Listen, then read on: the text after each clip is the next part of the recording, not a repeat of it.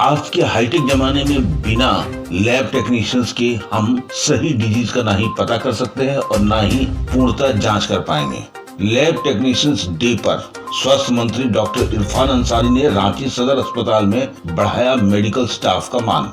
रांची झारखंड से अंतर्राष्ट्रीय federation of biomedical laboratory science IFBLS द्वारा आयोजित लैब टेक्नोलॉजिस्ट डे के अवसर पर झारखंड के स्वास्थ्य मंत्री डॉक्टर इरफान अंसारी ने रांची के सदर अस्पताल में बतौर मुख्य अतिथि शिरकत की। इस गरिमाई अवसर पर हजारों मेडिकल स्टाफ ने जोरदार स्वागत कर मंत्री जी का अभिनंदन किया। डॉक्टर अंसारी, जो स्वयं एक डॉक्टर हैं, ने अपने भावुक और प्रेरणादायक संबोधन में लैब टेक्नीशियंस की भूमिका को चिकित्सा व्यवस्था की रीढ़ बताया। उन्होंने कहा कि असल में इलाज की नींव हमारे लैब टेक्नीशियनों की रिपोर्ट होती है। डॉक्टर भी बिना इसकी रिपोर्ट के इलाज शुरू नहीं कर पाते हैं। कोरोना काल में इन्होंने जान की परवाह किए बिना सेवा दी, यह उनके समर्पण का प्रमाण है। मंत्री ने यह भी वादा किया कि अनुबंध और आउटसोर्सिंग व्यवस्था से हो रहे मानसिक तनाव को समाप्त करने की दिशा में सरकार जल्द ठोस कदम उठाएगी। उन्होंने आश्वासन दिया कि थोड़ा समय दीजिए, मैं इस व्यवस्था को पूरी तरह से बदल दूंगा। सम्मान देना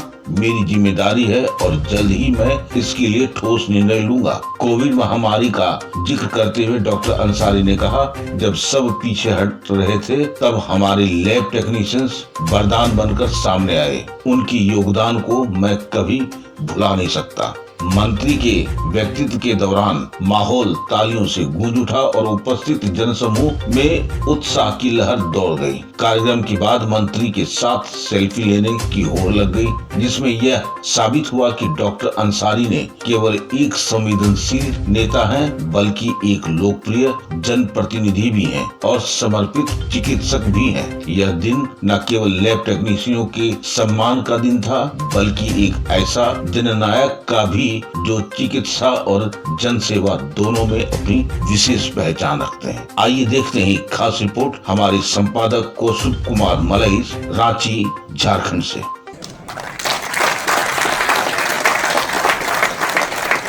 और जब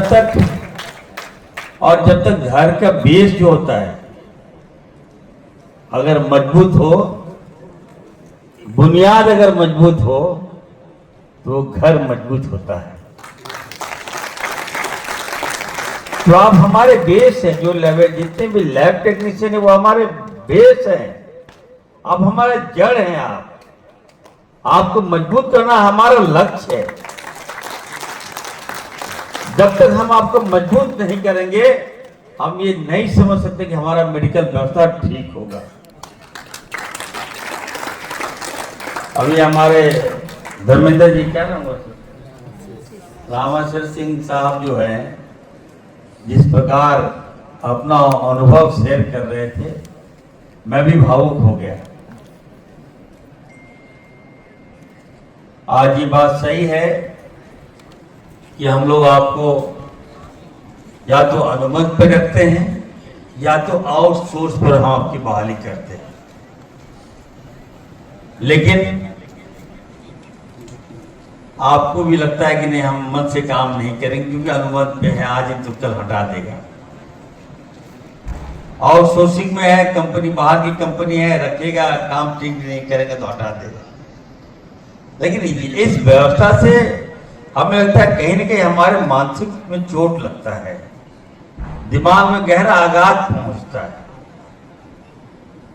थोड़ा समय दीजिए, मैं यकीन दिलाता हूं आप सबको, ये अनुबंध व्यवस्था है,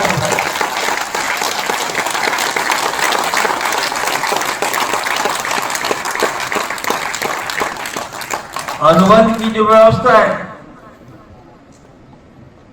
और आउटसोर्सिंग की जो व्यवस्था है, ये हमारे समाज के लिए घातक है।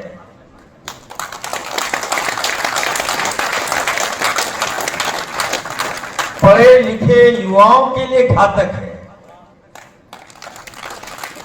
आप यहाँ हैं, पढ़ लिख कर माँ बाप आपको भेजा है, आप पढ़ते हैं, अच्छी तरह से पढ़ाई करते हैं और आपका भी उद्देश्य होता है कि हम भी जॉब करें, सरकारी जॉब करें और सेवा करें।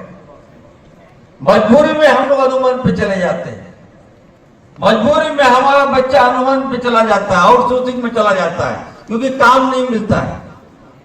टैलेंट हमारे पास है, अनुभव हमारे पास है, लेकिन व्यवस्था हमारे पास नहीं।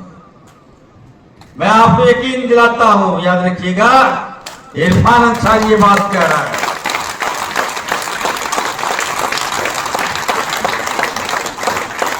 जो बहाली अब होगा, या तो हम एनएचएल से करेंगे, या तो आपको हम एग्जाम के थ्रू आपकी हम बहाली लेंगे।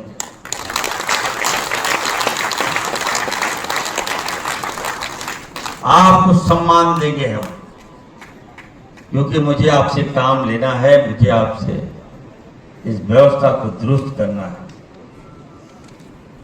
ये बात सच है कि कोविड काल में सबसे ज्यादा यदि किसी को नुकसान हुआ तो हमारे लैब टेक्नीशियन को नुकसान हुआ। जाने गवाही है आप लोगों ने, मैं जानता हूं। ऐसा समय भी मैंने देखा है कि डॉक्टर जो है मरीज के पास नहीं जाते थे, ये भी समय मैंने देखा है। लेकिन जांच तो हम लोग नहीं किए, जांच तो कौन किया भाई? आप लोगों ने जांच किया। तो निश्चित तौर पर मैं कहूंगा आपको सम्मान मिलना चाहिए, और वो सम्मान मैं दूंगा आपको, यकीन मानिएगा।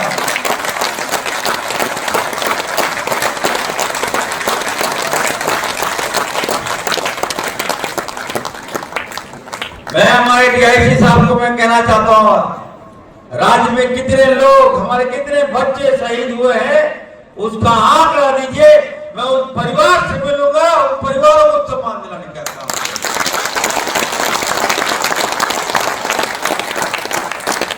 कई लोग मारे गए, कई डॉक्टर्स मारे गए, लेकिन जिन लोगों ने कोविड काल में अपना सेवा दिया, ईमानदारी से सेवा दिया, आज लोग भुगतान के लिए तरस रहे थे। मैं जिस दिन बैठक किया, मैंने उसी दिन निर्णय ले लिया। जिन लोगों ने कोरोना काल में अपनी सेवाएं दी है, जान खेल कर लोगों की जान बचाने का काम किया है, वैसे होनहार लोगों को हम सम्मानित करेंगे।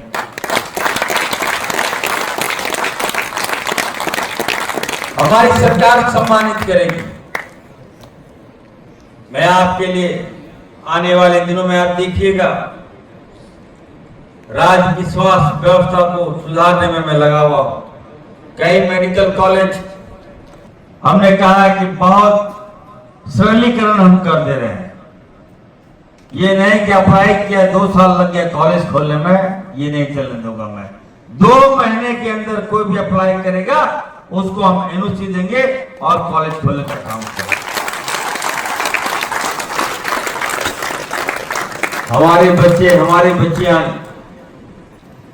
हम गए थे अभी अहमदाबाद, किसी हॉस्पिटल में गए तो एक लड़का मिला, वो भी लैब टेक्नीशियन ही था। बोला sir I am from Jharkhand sir. हम बोले वेयर यू आर फ्रॉम? बोला sir I am from Hazaribagh. हम बोले क्या करते हो? कहता लैब टेक्नीशियन। कभी कभी तो बहुत खराब लगा हमको। हम बोले तुम यहाँ कैसे आए? बोले सर वहां हमको नौकरी नहीं मिला। आप सोच सकते हैं कि हमारा टैलेंट हमारा है, राज हमारा है, हमारे बच्चे पढ़े लिखे यहीं से और नौकरी कर रहे हैं अहमदाबाद। क्या ये इरफान अंसारी को शोभा देगा? वाह, उसको अच्छा सैलरी मिल रहा है। मैं आपको कहना चाहता हूं, मैं जो भी मापदंड होगा, जो क्राइटेरिया होगा, आप लोगों को जो सैलरी है, one of the best salary हम आप लोगों को देंगे।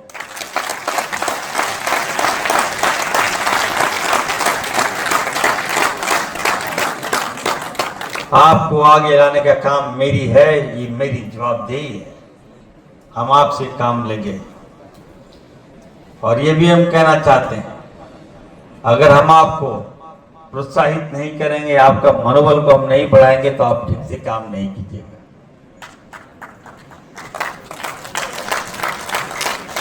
आपको भी ठीक करना है, आपको भी मुझे देखना है। और एक बात इन्होंने कहा कि जो लोग शहीद हुए हैं उनका जो शिलापट मेडिकल कॉलेज में या सदर हॉस्पिटल में लगना चाहिए। तो मैं देख लेता हूँ इनके क्या नियम है, क्या प्रावधान है।